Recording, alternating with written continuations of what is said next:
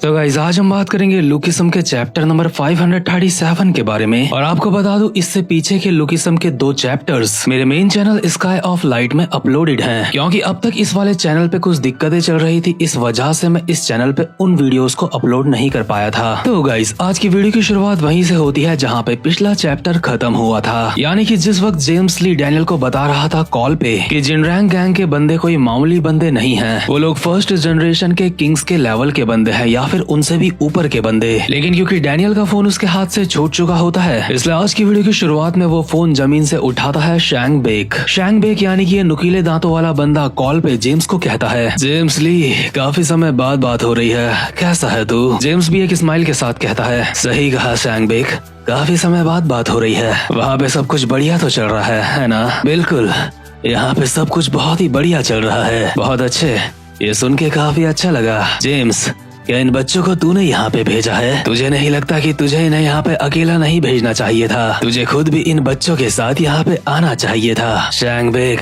लगता है मुझसे मिलने के लिए तू काफी ज्यादा उतावला हो रहा है ना? बिल्कुल, क्योंकि तभी मैं तुझे जान से मार सकता हूँ। लेकिन क्योंकि शैंग बेक ने डैनियल के पेट में चाकू घोंपा था, तो ये ऑब्वियस ही बात है कि जे को इस बात से काफी ज्यादा गुस्सा आया होगा। और पिछली वीडियो के कमेंट सेक्शन में ये बात पहले ही आप में से काफी सारे भाई लोगों ने प्रिडिक्ट कर ली थी। मतलब मानना पड़ेगा आप सबको, आप लोग भी प्रिडिक्शन के मामले में कम नहीं हो। तो खैर मैं भी बिल्कुल यही सोच रहा था कि जे को गुस्सा तो जरूर आएगा, इसलिए जे गुस्से में भी शैंग बेक के मुंह पे एक घुमा के मुक्का मारता है और डैनियल दूर से चिल्ला के कहता है, जे नहीं ऐसा मत करो। शैंग बेक ने कॉल पे बात करते करते ही जे के मुक्के को अपने एक हाथ से पकड़ लिया होता है और कहता है, बच्चे तुझे ये किसने कहा कि तेरी खेलने की बारी आ चुकी है? डैनियल दूर से चिल्ला रहा होता है, जे उससे दूर हो जाओ, वो कोई मामूली बंदा नहीं है। लेकिन इतने में ही शैंग बेक ने जे के मुंह पे फोन बजा दिया होता है और एंड में ये बंदा जे का मुंह पकड़ के उसको जमीन में पटक देता है और कहता है, हरामजादे, तेरे दोस्त को चाकू घोंपा इसलिए तुझे ज्यादा गुस्सा आ रहा है? हाँ, यहाँ पे तेरी वफादारी बाहर आ रही है।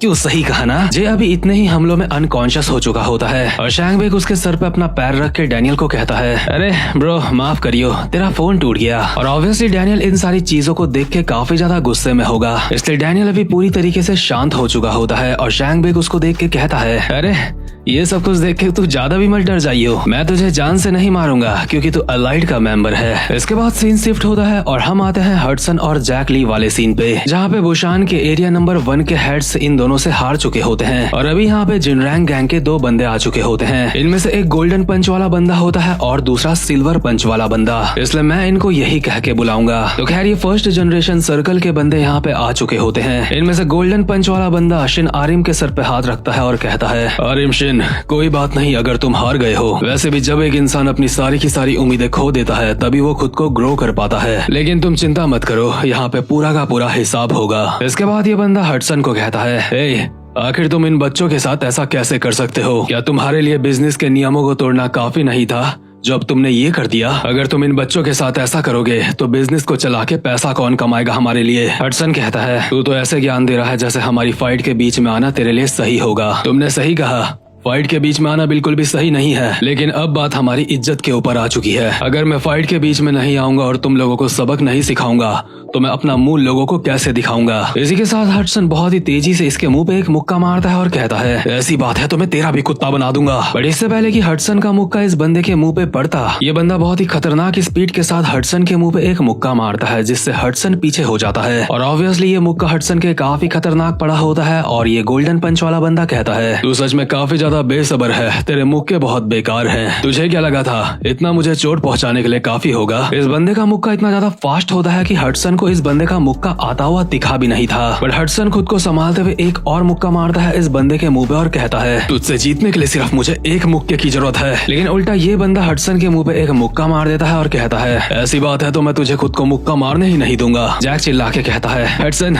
चाहे कुछ भी हो जाए अपना गार्ड डाउन मत करियो। बट इतने में ही सिल्वर पंच वाला बंदा एक लात मार देता है जैक के मुंह पे और कहता है, बच्चे यहाँ पे फोकस कर, मैंने सुना था अब तक फाइट करते हुए तो अपनी ताकत को होल्ड कर रहा था, है ना? चिंता मत कर, तेरे अंदर जितना दम है सारा लगा दे, बड़े भैया सब कुछ झेल लेंगे। ये बंदा भी लगातार जैक के ऊपर हमले करे जा रहा होता है। पहली लात तो जैक के मुंह पे साफ साफ पड़ चुकी होती है और बाकी के हमले जैक बहुत ही फटी हुई हालत में ब्लॉक कर पा रहा होता है। जैक को समझ आ चुका होता है कि अगर जैक ने अपना ध्यान आधे सेकंड के लिए भी इस बंदे के ऊपर से हटाया तो ये बंदा जैक का नाम इतिहास में दर्ज कर देगा, यानी कि जैक का काम 25 हो जाएगा। लेकिन इस बंदे के हमलों से बचते बचते जैक फाइनली गैंगशॉप जी के स्टैंड में आ चुका होता है और जैक के इस स्टैंड को देख के गोल्डन पंच वाला बंदा समझ चुका होता है कि ये बंदा गॉन्गशॉप का स्टूडेंट है। जैक अभी अपने मन में कहता है ये फास्ट है लेकिन इतना भी फास्ट नहीं कि मैं इसको हरा ना सकूं। अब मेरी बारी है इसका कुत्ता बनाने की। इसलिए जैक सिल्वर पंच को कहता है तो तू भी एक बॉक्सर है, हाँ मानना पड़ेगा पिछले वाले बंदे से तो तू काफी ज्यादा फास्ट है। और जैक जब ये बातें बोल रहा होता है तो उसको पता भी नहीं चलता कि सिल्वर पंच वाला बंदा उसके पीछे कब आ गया। इसी के साथ जैक के पीछे से उसके ऊपर एक खतरनाक सी लात पड़ती है, लेकिन जैक अपने दोनों हाथों से बहुत ही मुश्किल से उस लात को ब्लॉक कर लेता है। लेकिन हालत तो जैक की फिर भी काफी ज्यादा खराब हो चुकी होती है और ये बंदा कहता है क्या तुझे सच में लगता है तू मुझे हरा सकता है? तेरे मास्टर गॉन्गशॉप से मैं कभी भी नहीं मिला हूँ, लेकिन फर्स्ट जनरेशन के टाइम पे वो इस चीज के लिए बहुत ज्यादा फेमस था कि वो सबसे ज्यादा फास्ट है। लेकिन मैं उस बात को नहीं मानता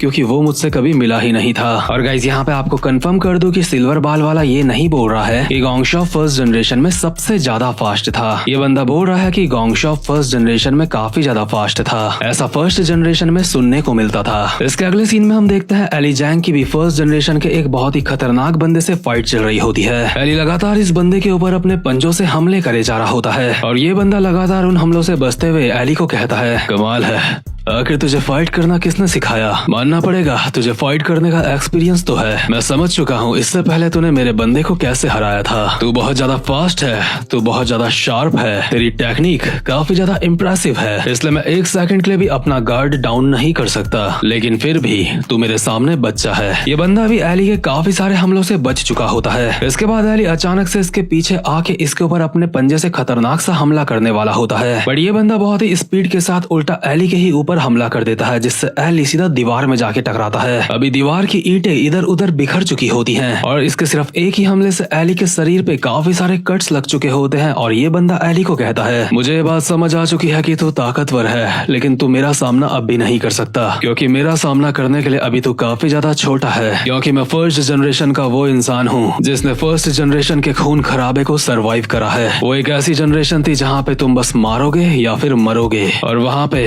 ना जाने मैंने तुझसे कितने ही बंदे देखे थे। इसी के साथ इस बंदे ने अपने दोनों ही पंजों से एली के ऊपर खतरनाक हमले कर दिए होते हैं, जिससे एली हवा में उछल चुका होता है और उसके शरीर से काफी ज्यादा खून निकल रहा होता है। मतलब सच में इन दोनों बंदों की काफी ज्यादा खून खराबे वाली फाइट चल रही है। इसके बाद हम वापस से दूसरे सीन में आते हैं, जहाँ पे हडसन अब भी गोल्डन पंच वाले बंदे को मारने की कोशिश कर रहा होता है, लेकिन वो एक बार भी उसके मुक्का नहीं मार पाता। गोल्डन पंच वाला इसके सारे मुक्कों से बचते हुए कहता है ओए आखिर तू बार बार अपने सिर्फ सीधे हाथ का ही इस्तेमाल क्यों कर रहा है मुझे मारने के लिए? हडसन चिल्ला के कहता है क्योंकि मैं अपने सीनियर के बिलीफ को फॉलो कर रहा हूँ। इसी के साथ ये बंदा हडसन के मुंह पे एक मुक्का मार के इसको काफी पीछे कर देता है और कहता है एक मिनट, ये मत बोलियो कि तू टेसोमा का स्टूडेंट है। मैंने एक खबर सुनी थी कि उसने जेम्स ली को दोबारा से चैलेंज करा था और जेम्स ली ने दोबारा से उसका मार मार के कुत्ता बना दिया था। सच में उस बेचारे के बारे में सुन के मुझे उसके ऊपर काफी ज्यादा दया आ रही है। उसने कसम खाई थी कि पूरी जिंदगी भर वो अपने उल्टे हाथ का इस्तेमाल नहीं करेगा, लेकिन जेम्स के साथ फाइट के दौरान उसने अपने उल्टे हाथ का भी इस्तेमाल करा था और फिर भी हार चुका था, और तू ऐसे एक बंदे को अपना सीनियर बोल रहा है। हडसन अपनी जगह में उठ के गुस्से में कहता है मेरे सीनियर की भूल के भी इंसल्ट मत करियो, वो कोई ऐसे इंसान नहीं है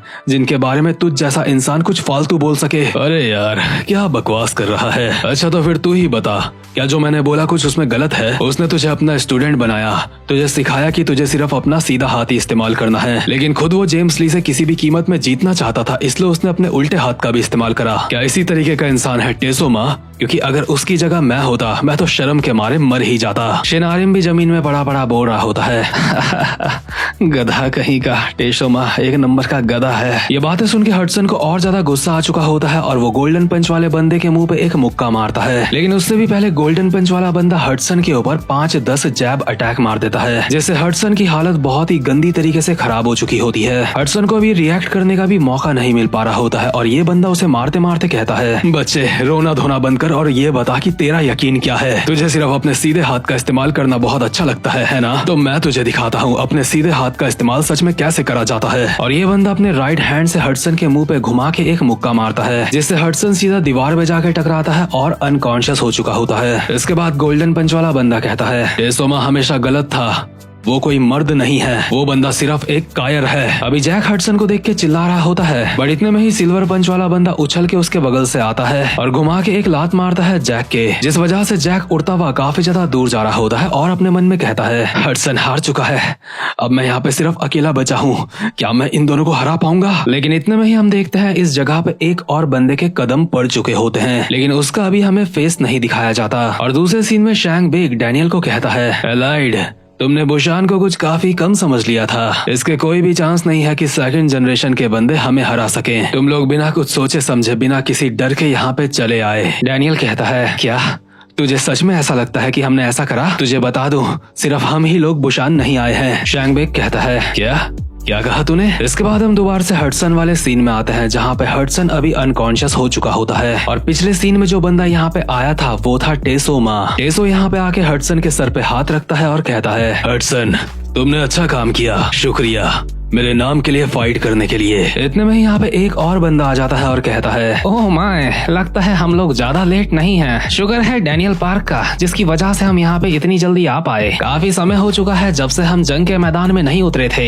ये सच में काफी ज्यादा अजीब लग रहा है, ऐसा लग रहा है जैसे मैं अपने पुराने दिनों में वापस आ चुका हूँ। Excuse me, let me introduce my self, मेरा नाम है गोंग शॉप जी। ओह, मैं ये क्या देख रहा हूँ, एंशन वाला लौंडा तो पहले ही हार चुका है। मुझे तो लगा था बाद में चल के ये लड़का टेसो माँ की जगह लेने वाला है। मतलब कि गोंगशॉप यहाँ पे टेसो माँ को छेड़ रहा होता है और टेसो कहता है, मॉन्क, अपना मुंह बंद कर, इस वक्त मैं तेरे साथ किसी भी तरीके का खेल खेलने के मूड में नहीं हूँ। लगता है इसके दिल पे बात लग गई। वहीं अगले सीन में हम देखते हैं एली को। एली के शरीर में काफी सारे कट्स लग चुके होते हैं, पर उसके बावजूद भी एली के फेस में डर का एक निशान तक नहीं होता और एली खुद ही अपनी शर्ट फाड़ के तैयार होता है इस बंदे के साथ फाइट करने के लिए। इसलिए एली के सामने वाला बंदा उसको कहता है, ऐसा पहली बार हो रहा है कि कोई सेकंड जनरेशन का बंदा मेरे सामने टिका हुआ है अब तक, लेकिन इस बात से कोई भी फर्क नहीं पड़ता क्योंकि तू किसी भी तरीके से मेरे सामने ज्यादा देर तक टिक नहीं पाएगा। तो ठीक है, अब वक्त है तेरा खेल खत्म। इतने में यहाँ पे जैक्योन ना आ चुका होता है, जिसके हाथ में एक ईंट होती है और वो गुस्से में कहता है, वहीं रुक जा,